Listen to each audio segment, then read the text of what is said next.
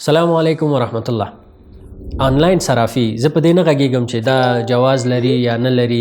د کې علما شته، هغوی په دې برخه کې ماشاءالله څېړنې هم کړي، دا د هغوی صلاحیت هم دی، کولی شي چې د دې په اړه فتوا ورکړي. ولې زه غواړم د دوی هغه ټریکونه یا د دوی هغه دوکې تاسو ته تشریح کړم. ګورئ، کله چې تاسو پانګونه کوئ یا $100 یا $200 یا $300، ما ډېر ځوانانو ته ویل چې ښه دا $100 ته پانګونه کوي، $200 ته پانګونه کوي، پوهېږي چې دا پیسې دې چېرته ځي، دا څنګه دا سیستم څنګه مخکې ځي، آنلاین کاروبار دې مخکې کړی نه دی کړی، نه یم خبر.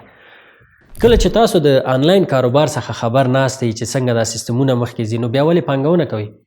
ډېر هلکان وایي چې $100 دی او امتحان به یې کړو. تا لپاره دا $100 دی. فکر وکړه چې هغه کسان چې دا مخکې وړي، هغه 10,000 کسانه په افغانستان کې ترې $100 واخلي، 10,000 مثلا په نیپال کې واخلي، 10,000 په بنګلادیش کې واخلي، 10,000 هند کې ترې پیسې واخلي. دا ټوله دوکه ده. سمه ده؟ دا کوم یو سیستم دی. دوی یو سیستم درلودو چې مثلا دوی د ټولو نه پیسې راجمع کړي $1,000,000. په $1,000,000 کې د $1,00,000 د خلکو نه ځان ته د $9,00,000 بیل ته تقسیموي.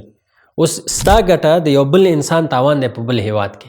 اوس یو سړی وایي زه ما $100 تاوان وکړو، بل یو ما $100 وګټل، نو دوی بیا $1,000,000 جمع کوي، بیا $1,00,000 د دې نه ځان ته د 9,00,000 بیا تقسیموي. همدغسې یو وخت راځي چې دوی خپله په دې کې میلیونران کېږي.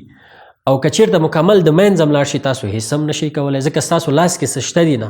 او دا دوی یو قانوني لارې هم لري په نورو نړۍ کې چې بیا تاسو پرې عریضه هم نشئ کولی. نو د دې د وجې هغه ورونه، هغه ځوانان چې په آنلاین کاروبار نه پوهېږي، په نورو سیستمونو نه پوهېږي، په اعتباري کمپنیګانو نه پوهېږي، نو دوی باید په دې کې پانګونه ونه کړي. دا ستاسو د سرمایې ضایع کول دي. نو دا ستاسو ګټه فکر وکړئ چې د یو بل انسان تاوان دی په بل هیواد کې. او کوم کسان چې دا مخکې وړي، هغه ډېر غټ مافیایي کړی دي، په ده باندې پانګونه کوي، په ده باندې دوی پوهېږي، خارجي پاسپورټونه لري، په ده پوهېږي چې د بنګلادیش، افغانستان، نیپال، هند، په دې هیوادو څخه دا کسان نه موږ پسې راتلی شي او نه څه کوی شي. هلته یو څه پانګونه کوي، د خلکو نه سرمایه جمعوي، د ټولې دنیا نه دا سرمایې جمعوي، بیا یو څه خلکو ته تقسیموي، یو څه پاتې کېږي، اخر کې خپله هم میلیونران کېږي. تاسو هم نشئ کولی چې د $100 یا $200 خاطر ورپسې اروپا ته لاړ شئ، هلته بیا وکیل ونیسئ، بیا په دې عریضې وکړئ. نو ته څه شی کوې؟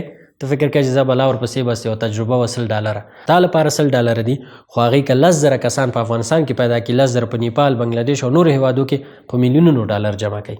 نو په هغه څه چې تاسو نه پوهېږئ، معلومات نه لرئ، نور کسان نه پېژنئ چې په دې کې پانګونه کړې، پانګونه مه کوئ. او زه داسې کسان پېژنم چې په دې کې $10,000 $40,000 $50,000 پورې تاوان کړی دی.